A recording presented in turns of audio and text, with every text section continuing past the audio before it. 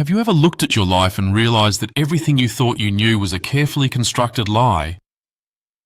David Matthews sat in his empty apartment on a cold February morning, staring at the eviction notice in his trembling hands. 3 months ago, he had been a successful businessman with a comfortable retirement fund and dreams of opening the restaurant he'd always wanted. Now, at 54 years old, he had nothing left except the bitter taste of betrayal and a story that would haunt him forever. This is the story of how one man's search for love and purpose after losing his wife became the perfect setup for the most devastating con of his life. But before we dive into this incredible story, I want you to hit that subscribe button right now. Trust me, you're going to want to follow this channel for more shocking real-life stories that will make you question everything you think you know about trust and human nature. David had never been the type of man to take risks. For 28 years, he'd worked as an operations manager for a mid-sized logistics company in Denver, Colorado. He lived a predictable life with his wife Sarah, saving money, planning for retirement, and dreaming of someday opening a small restaurant. Sarah had always encouraged his culinary passion, often joking that his homemade pasta was better than anything they served in the fancy Italian places downtown. They had simple dreams, simple plans, and a simple love that had weathered nearly 3 decades together. But life has a way of destroying even the most carefully laid plans. When Sarah was diagnosed with pancreatic cancer in the spring of 2021, their world collapsed overnight. David watched helplessly as the disease ravaged the woman he loved, draining their savings and leaving him emotionally shattered. She passed away on a rainy Thursday in September, and with her went everything David thought he understood about happiness and purpose. The funeral was small, attended by a handful of relatives and colleagues who offered their condolences before disappearing back into their own lives. David found himself alone in a house that felt too big, too quiet, and too full of memories. The months following Sarah's death blurred together in a haze of grief and isolation. David's friends tried to reach out, inviting him to dinners and social gatherings, but he couldn't bring himself to pretend that life was normal. Work became his only anchor to reality, but even that felt hollow and meaningless. He'd sit at his desk processing shipping schedules and inventory reports, wondering what the point of any of it was. His colleagues whispered about him in the break room, noting how he'd lost weight and how his once sharp attention to detail was slipping. It was during this dark period that David made the decision that would change everything. He realised that he couldn't continue living in the shadow of his past, surrounded by reminders of what he'd lost. Sarah had always encouraged him to pursue his dream of opening a restaurant, and now, with the life insurance payout and their modest savings, he finally had the capital to make it happen. More importantly, he needed something to live for again, a purpose that would honour Sarah's memory while giving him a reason to get up each morning. David began researching restaurant opportunities with the methodical approach that had served him well in his career. He studied market trends, analysed demographics, and visited dozens of potential locations. His dream was simple but specific: a cosy neighbourhood restaurant serving comfort food with a focus on fresh, locally sourced ingredients.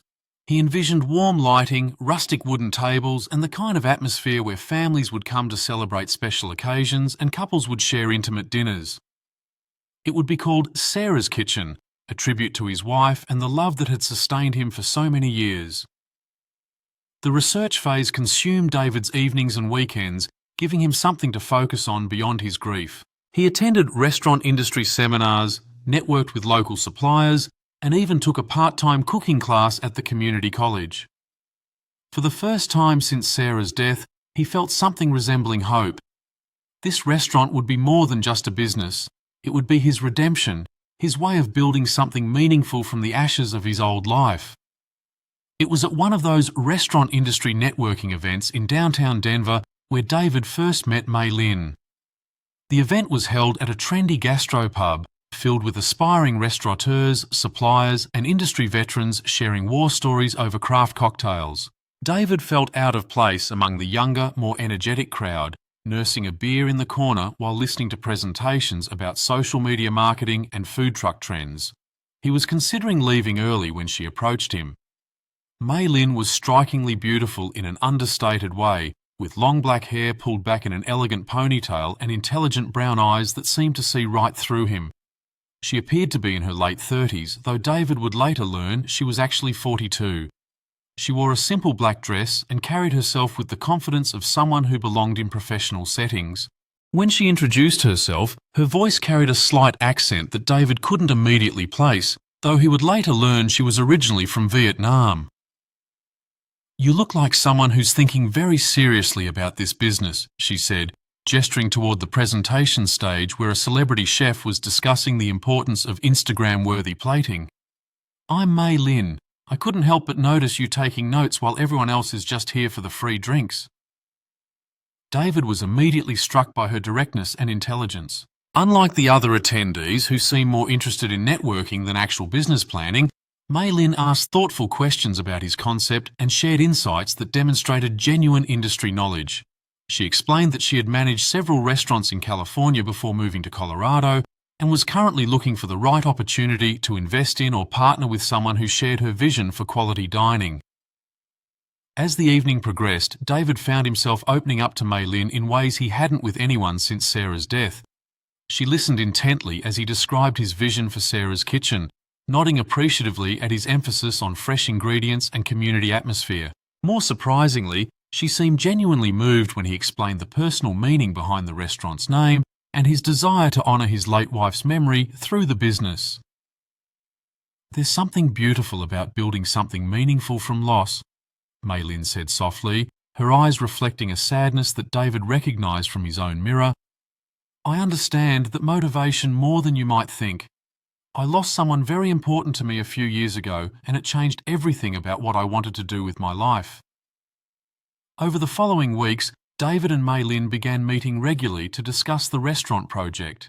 She suggested coffee shops and quiet bistros where they could spread out business plans and financial projections, always insisting on paying for their drinks despite David's protests. Her knowledge of restaurant operations was impressive and comprehensive. She could discuss everything from food cost percentages to labour scheduling with the expertise of someone who had spent years in the industry. Mei Lin shared stories from her previous restaurant experience that both educated and entertained David. She described the challenges of managing temperamental chefs, the importance of building relationships with reliable suppliers, and the delicate balance required to create a dining atmosphere that felt both professional and welcoming. Her insights were practical and valuable, and David found himself taking extensive notes during their conversations. What impressed David most was Mei Lin's apparent financial acumen. She explained complex business structures and financing options with the fluency of someone with formal business training. When David mentioned his plans to use his life insurance money and savings as startup capital, Mei Lin gently suggested that he might want to explore additional financing options to preserve his personal funds as a safety net.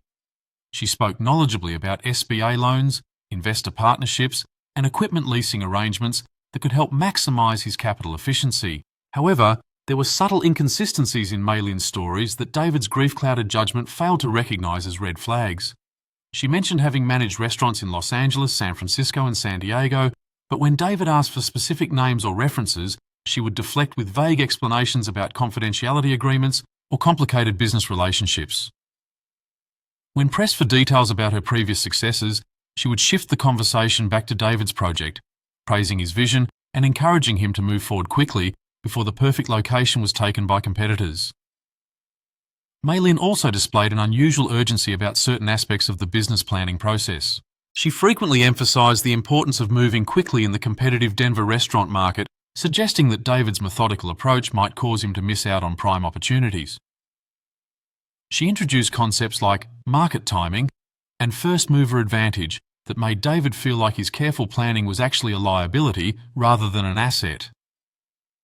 Most concerning, though David didn't recognise it at the time, was Mei Lin's subtle but persistent focus on the business's legal structure and ownership arrangements. She suggested that given her industry experience and his financial investment, they should consider forming a partnership that would allow her to handle the operational complexities while he focused on the creative and financial aspects of the business.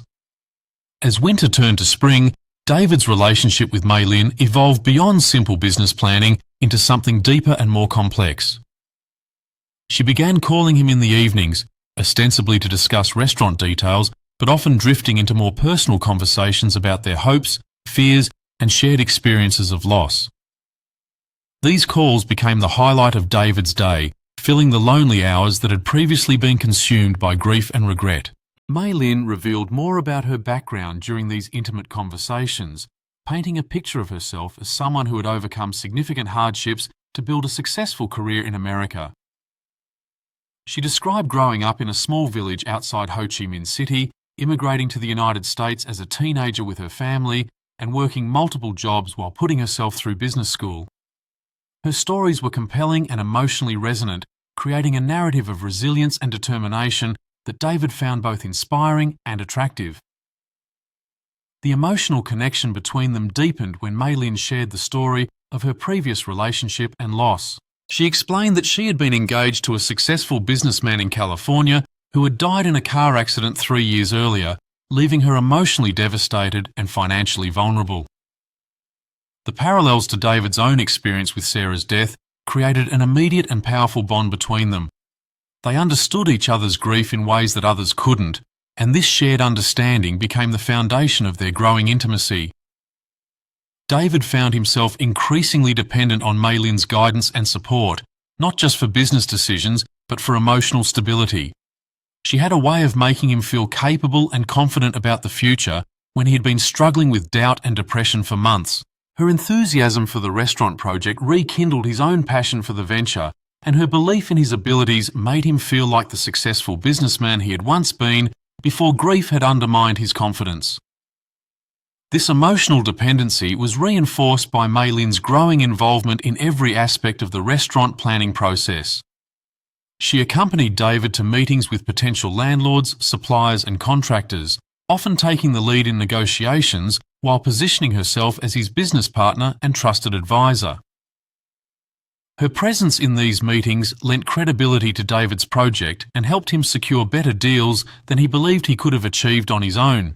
However, this increased involvement also meant that Mei Lin was gradually taking control of critical business decisions and relationships. She insisted on being the primary contact for landlords and suppliers, explaining that her industry connections and negotiation experience would benefit the project. She encouraged David to delegate the operational details to her while he focused on the big picture financial and creative aspects of the restaurant. The warning signs were becoming more obvious, but David's emotional investment in both the business and his relationship with Mei Lin made him resistant to acknowledging them. When friends or family members expressed concerns about moving too quickly or partnering with someone he had known for such a short time, David became defensive and isolated himself further from their advice. By late spring, David and Mei Lin had identified the perfect location for Sarah's kitchen, a charming corner space in a trendy Denver neighbourhood with high foot traffic and reasonable rent. The space had previously housed a failed coffee shop, which meant it already had basic kitchen infrastructure and dining room layout that could be adapted to their needs. David was excited about the opportunity, but the landlord required immediate action due to interest from other potential tenants. This is where Mei Lin's influence over David's decision-making became most apparent and most dangerous. She convinced him that the competitive rental market required them to move quickly and decisively, even if it meant making some compromises on the business structure they had originally discussed.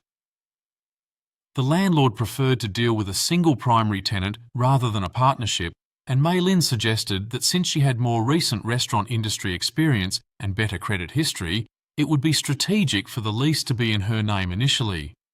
"We can always adjust the legal paperwork later," she assured David during a late-night phone call when he expressed hesitation about the arrangement. "Right now, we need to secure this space before someone else takes it. Once we're established and profitable, we can restructure everything exactly how you want it. But if we lose this location because we're worried about paperwork details, we might not find another opportunity this good for months." David's desperation to move forward with the project, combined with his growing emotional dependence on Mei Lin, overrode his natural caution about such arrangements. He agreed to let her sign the lease while he provided the security deposit and first month's rent from his personal funds. It felt like a practical compromise that would allow them to secure the space while working out the legal details later. The pattern continued with other critical business decisions over the following weeks. Equipment purchases, supplier agreements, and contractor relationships were all established in Mei Lin's name, with David providing the funding while trusting her to handle the operational complexities. Each decision was presented as a temporary expedient that would be corrected once the restaurant was established, but the cumulative effect was that David was providing all the capital while Mei Lin was accumulating all the legal control. The renovation process consumed the rest of David's available capital much faster than anticipated. What had originally been budgeted as a modest refresh of the existing space turned into a complete overhaul involving electrical work, plumbing upgrades, and expensive kitchen equipment that Mei Lin insisted was necessary for the restaurant's success. David watched his life insurance money and retirement savings disappear into contractor payments and equipment purchases. But Mei Lin's enthusiasm and expertise made each expense seem justified and necessary. "You have to spend money to make money in this business," she would tell him whenever he expressed concern about the mounting costs. "Cutting corners on equipment or atmosphere will hurt us in the long run. We're building something that will generate income for decades, so we need to invest properly from the beginning." The most significant warning sign came when David suggested involving a lawyer to formalise their partnership agreement and clarify ownership structures before the restaurant opened. Mei Lin reacted with unexpected emotion, expressing hurt that David would question their trust and partnership after everything they had built together.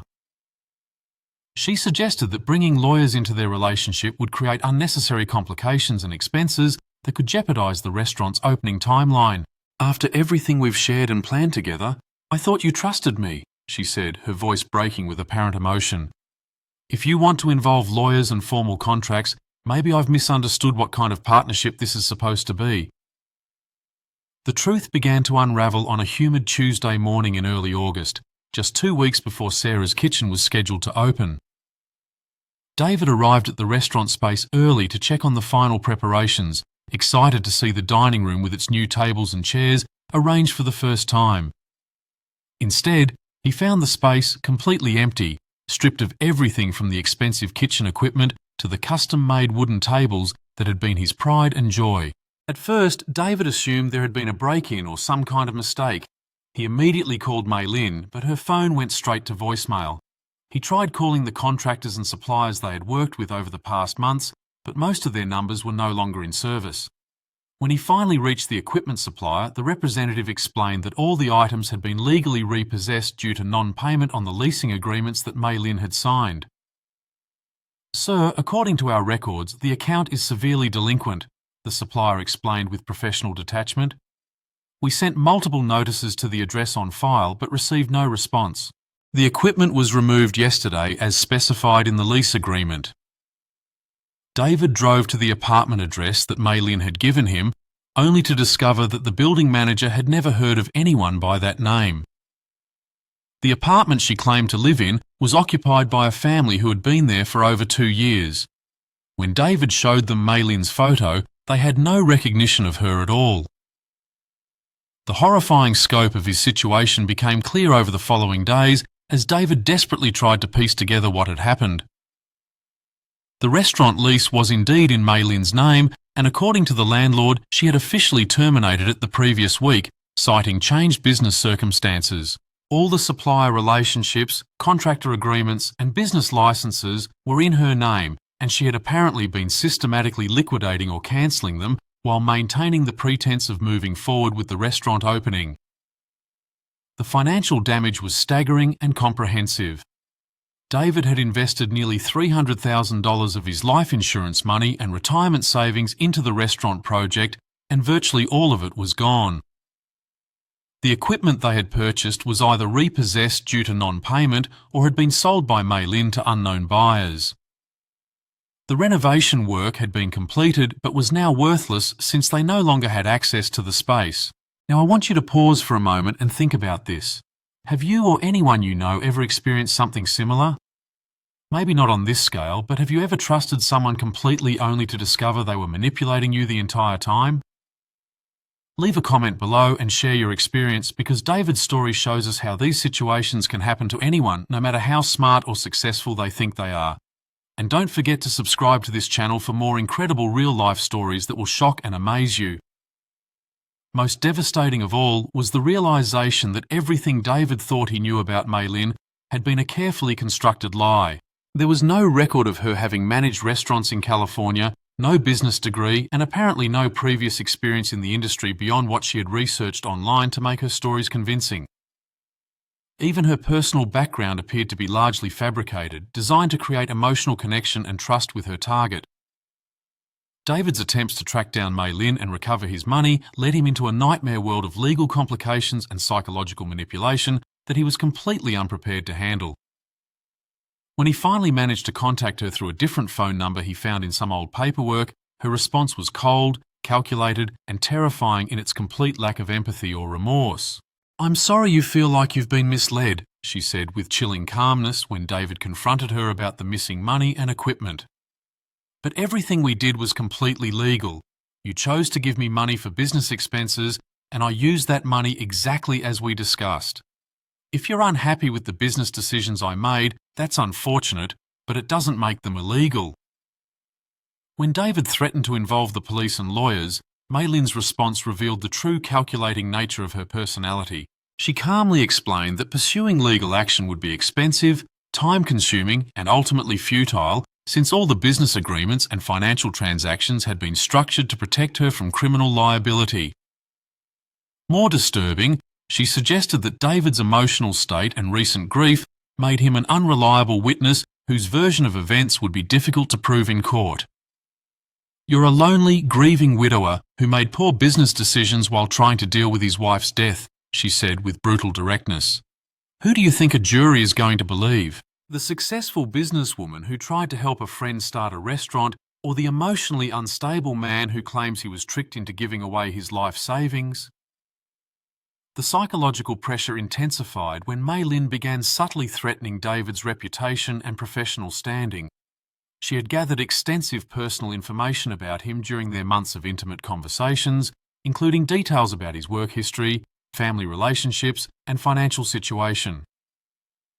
She suggested that if he continued to pursue legal action or tried to damage her reputation, she would be forced to share information about his emotional instability and poor judgment with his employer and professional contacts. David found himself trapped in a situation where pursuing justice would potentially destroy what remained of his life and career. The stress of the situation began affecting his work performance, causing him to make mistakes and miss deadlines that further undermined his professional confidence. His supervisor called him into meetings expressing concern about his recent performance and suggesting that he might benefit from counselling or time off to deal with his personal issues. The isolation became complete when David's attempts to seek support from friends and family backfired. His story sounded so incredible and his decision-making so obviously flawed that many people struggled to believe he could have been so thoroughly deceived. Some friends suggested that his grief had impaired his judgment, while others implied that he must have known something was wrong but chose to ignore the warning signs because of his emotional involvement with Mei Lin. "How could you give someone you barely knew access to all your money?" his brother asked during a particularly painful phone conversation. "I mean, I understand you were lonely and grieving, but $300,000? Didn't you think to check her background or involve a lawyer before making that kind of commitment?" The shame and embarrassment of admitting how completely he had been manipulated made David withdraw further from his support network precisely when he needed help the most. He stopped returning phone calls from concerned friends and avoided social situations where he might have to explain what had happened to his restaurant dreams and financial security.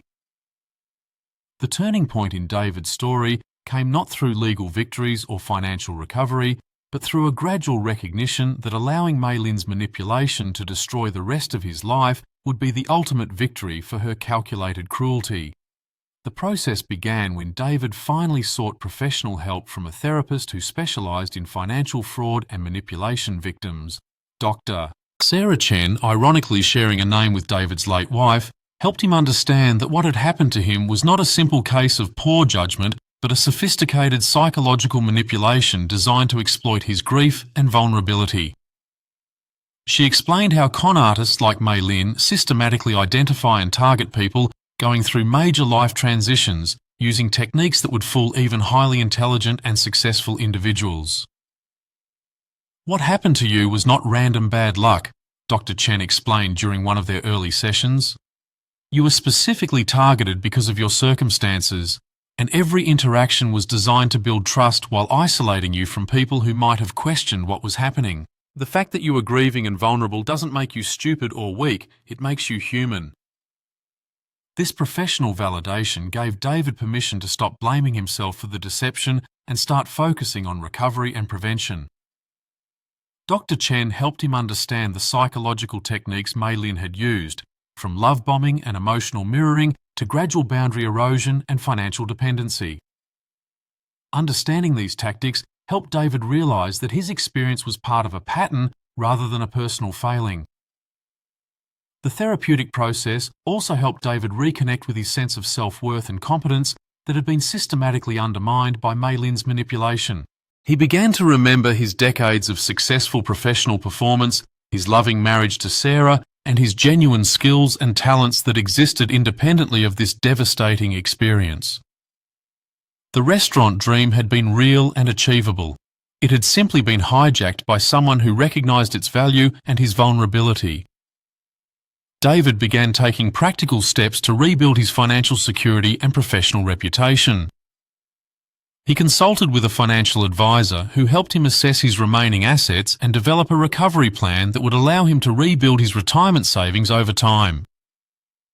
While the financial damage was severe, it was not completely insurmountable for someone with his earning potential and work ethic. He also consulted with several attorneys who confirmed that Mei Lin had indeed structured their business relationship to minimise her legal liability while maximising her access to his funds. While criminal prosecution would be difficult to pursue, there were potential civil remedies that might allow him to recover some of his losses, though the process would be expensive and time-consuming with uncertain outcomes. Most importantly, David began the process of rebuilding his social connections and support network that had been damaged by shame and isolation. He reached out to old friends and colleagues, sharing his story honestly while asking for their understanding and support. Many people responded with surprising compassion and even shared their own experiences with manipulation and financial fraud. The decision to fight back took on larger meaning when David learned that Mei Lin had apparently used similar tactics to defraud other vulnerable individuals. A private investigator he consulted found evidence suggesting that she had operated various business scams targeting recently divorced or widowed individuals with significant assets. David realised that pursuing legal action might not just be about his own recovery, but about preventing other people from experiencing similar devastation. David's recovery process ultimately took nearly 2 years of consistent therapy, financial planning, and gradual rebuilding of his personal and professional relationships. The journey was neither quick nor easy, but it led him to insights about resilience, trust, and human nature that he might never have achieved without experiencing such profound loss and betrayal. One of the most important realizations was that his love for Sarah and his dream of honouring her memory through a restaurant remained valid and meaningful despite how they had been exploited by Mei Lin's manipulation. Dr. Chen helped him understand that reclaiming those dreams, even in modified form, was essential to his emotional recovery and long-term happiness. David eventually returned to his culinary interests, though in a much more modest and carefully planned way. He began volunteering at a local community centre, teaching cooking classes for seniors and recent immigrants. The experience of sharing his genuine skills and passion for food with people who appreciated his knowledge helped rebuild his confidence and sense of purpose. The community centre classes became so popular that David was eventually offered a part-time paid position coordinating their culinary programs. The financial recovery was slower but steady. David's company had been understanding about his personal crisis and performance issues, allowing him to take extended leave for therapy while maintaining his employment and benefits. He worked with a financial planner to maximise his remaining retirement contributions and develop a conservative investment strategy that would allow him to rebuild his savings over the final decade of his career. More surprisingly, David discovered that his experience with financial fraud had given him valuable insights that he could share with others in similar situations. He began volunteering with a non-profit organisation that provided support and resources to fraud victims, particularly targeting older adults who were often the most vulnerable to sophisticated scams. His ability to understand both the psychological and financial aspects of these crimes made him an effective advocate and counsellor for other victims. The process of helping others also helped David process his own anger and shame about what had happened. He realised that the epidemic of financial fraud targeting vulnerable adults was a serious social problem that required community awareness and prevention efforts. His personal experience, while devastating, had given him knowledge and credibility that could help protect other people from similar exploitation. David's story also became part of his healing when he began sharing it publicly through victim advocacy organisations and community education programs. Speaking about his experience was initially terrifying and emotionally exhausting, but it proved to be powerfully therapeutic while serving an important public service function. His presentations helped other potential victims recognise warning signs and manipulation tactics while encouraging existing victims to seek help and support. The legal case against Mei Lin eventually resulted in a modest financial settlement that covered a fraction of David's losses but provided some symbolic vindication of his claims. More importantly, the investigation led to criminal charges against her for fraud schemes involving several other victims, potentially preventing future crimes and giving David a sense that justice had been served, even if not completely. 3 years after the restaurant debacle, David had rebuilt much of his financial security and all of his personal confidence.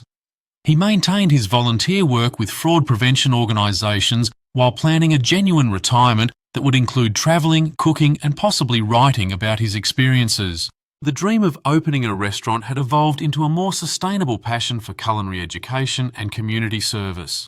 Most importantly, David had learned to trust again, though with greater wisdom and caution about protecting his emotional and financial boundaries.